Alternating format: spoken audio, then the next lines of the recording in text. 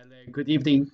Welcome to this little broadcast from St. Peter's in Hove. Hope your Lent is going well.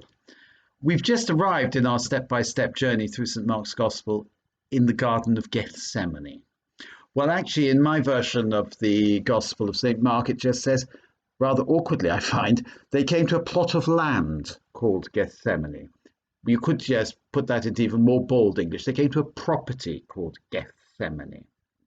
Now, who owned this plot of land? We have no idea. But whoever owned the plot of land must have been a friend of Jesus.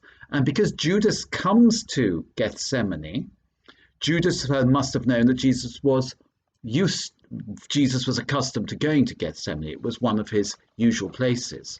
So Jesus retires to this plot of land called Gethsemane for the night. It's now night. And Judas knows where to find him.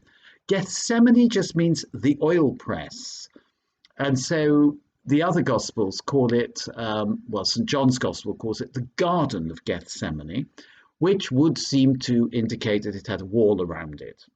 And therefore, somebody had a key to a door and they'd got in. So the idea, I think, in my mind anyway, is that the Garden of Gethsemane was what a suburban garden and a garden without a house. So people lived in Jerusalem and they'd go over 20 minutes walk into the countryside at the foot of the Mount of Olives, and they'd have this plot of land which they could call their own, where they could have a picnic or something like that and enjoy a bit of fresh air. And of course, in this plot of land was an oil press, hence the name, and there were some olive trees, and the olives would be pressed in the oil press and make oil. So it was just like a little sort of small holding, actually, is a word you could use as well. It's interesting, isn't it? Because you see, very rarely do we get indications of place in St. Mark's Gospel. Sometimes it says they went into the house. Well, whose house? Which house? Where? They were walking along by the lakeside. Yes, we understand that. So this Gethsemane, it's a sort of a different sort of setting. Now, of course, because it's a garden, at least it is in St. John's Gospel, that makes you think, does it not, of that famous garden which starts off the entire Bible, the Garden of Eden, the place where Adam and Eve were tempted and where they fell.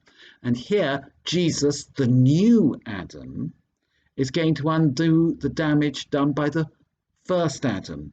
The new Adam is going to cancel out the sin of the first Adam by stretching out his hands on the cross. Just as the first Adam committed a sin, stretching out his hands to a tree of taking forbidden fruit, Jesus will stretch out his hands on a tree and redeem us, we who have been shut out of Eden because of the sin of Adam.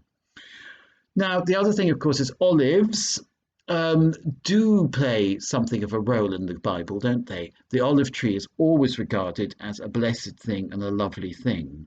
There are olive trees growing in a garden called Gethsemane in Jerusalem to this day, 3 of which have been dated to a very early date, probably about the time of William the Conqueror, so they're 1,000 years old, but they might be, if you like, descendants of olive trees that were there before.